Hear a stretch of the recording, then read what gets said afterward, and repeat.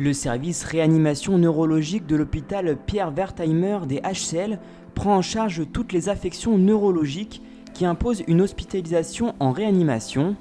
Bien souvent, les patients sont dans le coma et ne peuvent absolument pas interagir avec le personnel. Mais dans certains cas rares, comme celui de Juliette, qui a préféré garder l'anonymat, la situation est différente.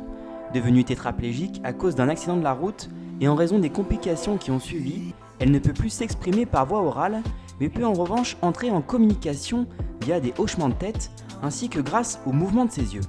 Donc le patient peut juste répondre par oui ou par non, et bien forcément il répond à des questions dirigées et il n'est pas en capacité directement d'exprimer ses besoins. Ses besoins, ça peut être j'ai froid, j'ai chaud, j'ai faim, j'ai soif, j'ai mal. On va utiliser ce qui marche encore bien chez ces patients, c'est-à-dire les mouvements oculaires, pour permettre aux patients de s'exprimer via ces mouvements oculaires. Et donc l'œil va être la main qui commande une souris. Grâce à cet outil très sophistiqué en oculométrie, Juliette retrouve une certaine autonomie.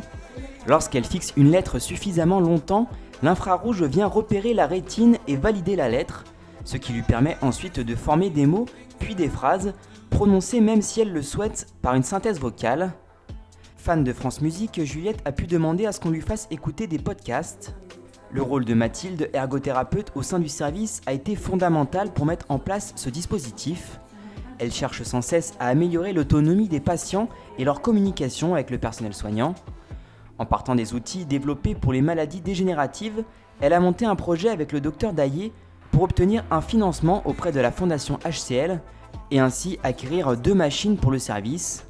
Et comme chaque situation est différente, elle travaille aujourd'hui à personnaliser l'outil au maximum pour le patient. Les particularités de Juliette avec les lésions qu'elle a pu avoir font du coup il faut vraiment qu'on travaille la rééducation sur l'utilisation de l'outil vraiment à fixer sur la lettre et qu'elle connaisse par cœur pour éviter les troubles attentionnels. Il faut recentraliser sur le mot qu'elle souhaite et sur les besoins, sur ce qu'elle veut écrire. Les progrès en communication de Juliette se font ressentir. Pour Valérie, la maman, ce système exauce son souhait d'un retour à une certaine capacité d'initiative de sa fille. En lien avec l'équipe, il perfectionne l'usage de cet outil et espère que l'interface sera progressivement une fenêtre ouverte sur le monde pour Juliette et ses yeux.